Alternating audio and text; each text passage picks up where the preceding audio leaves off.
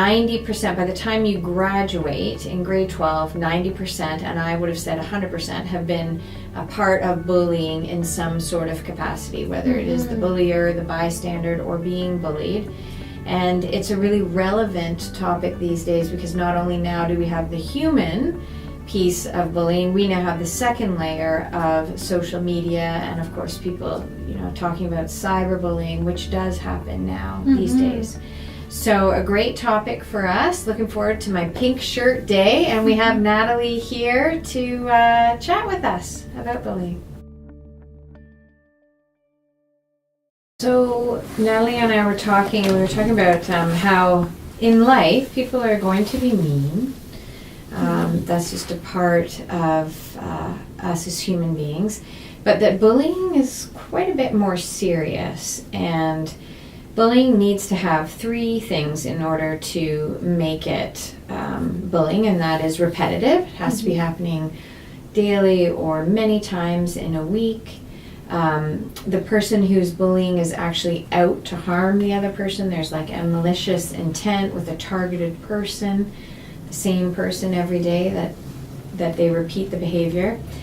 And lastly, there's a power imbalance. And the interesting piece about the power imbalance is that it can be sort of, a taller person, but actually some of the bullies that I have worked with throughout the years are these tiny people, but they have this large presence about them.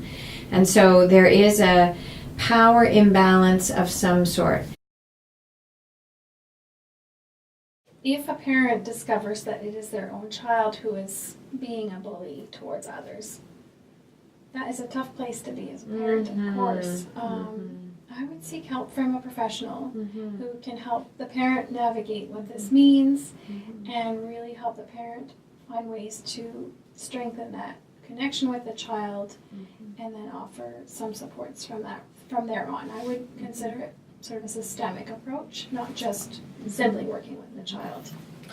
Yeah, and I do think one job as our parents is to acknowledge that maybe that is what's happening at school, or it is if it is factually based, is to soften ourselves and not become defensive. And as we were speaking before, be curious about the behavior. And the professional piece that you're speaking about, Nathalie, is really because often we know that there's something deeper, that sometimes parents may not know how to access that, what's really going on. But as the adults in their lives, it is trying to figure out and be curious about, like, why is the child acting out? What is going on for the child that's making them behave in this sort of way? Depending on the bystander, but there are quite a few that are feeling uncomfortable. However, we were speaking that they also feel unsafe themselves. Right. They may well be terrified of the bully and feel that their only option is to join the bully or just ignore the situation.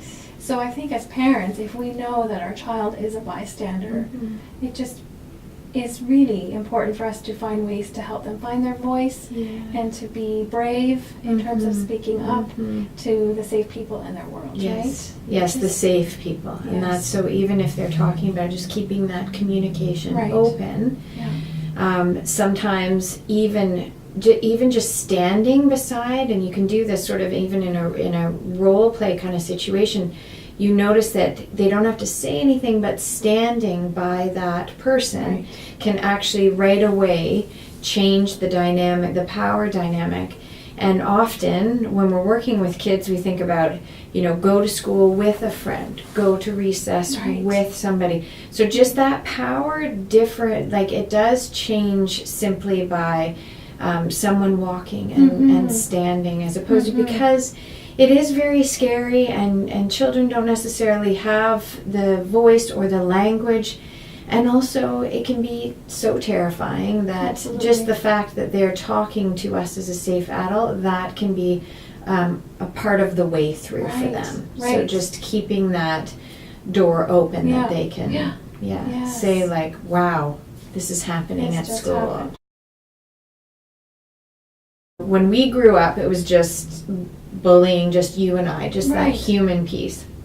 And then when I was a counselor in school, we'd call that level 1, which is when there's the human interaction. Mm-hmm. And then the level 2 is now social media. It's just interesting that a comment, a text into a group kind of scenario can actually build it to the point where a child is by themselves. Isolated. So Yeah. social media is just another place where this happens, unfortunately. Yes, Mhm. yes.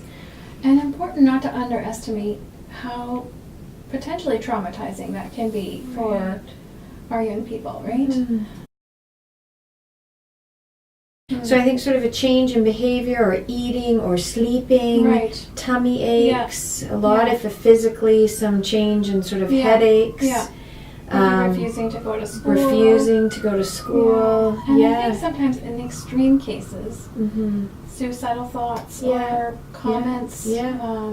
did Wish I were significant here. Yeah. mood changes, Mhm. right? Yeah. Find a way to be really strong, be alpha, and Mhm. get to the bottom of it. Mm-hmm. So don't be afraid as a parent, right, Mhm. to make changes Mhm. in the child's life, systemically if needed, changing schools if Yeah. needed, Yeah. involving the people in charge, so Mhm. principals, Mhm. teachers, Mhm. any other grown-ups that could have an influence on the Mhm. child's life. And yeah, finding space for the child to have their tears, to Mhm. be able to cry about it Mhm. and to process. Just being that safe adult, that secure base. Yeah. However, just as you said, it is serious, and going to the principal, going to the teacher, and if not listened to or whatever, then making those changes to keep your child safe, because at the end of the day, kids who are bullied don't feel safe.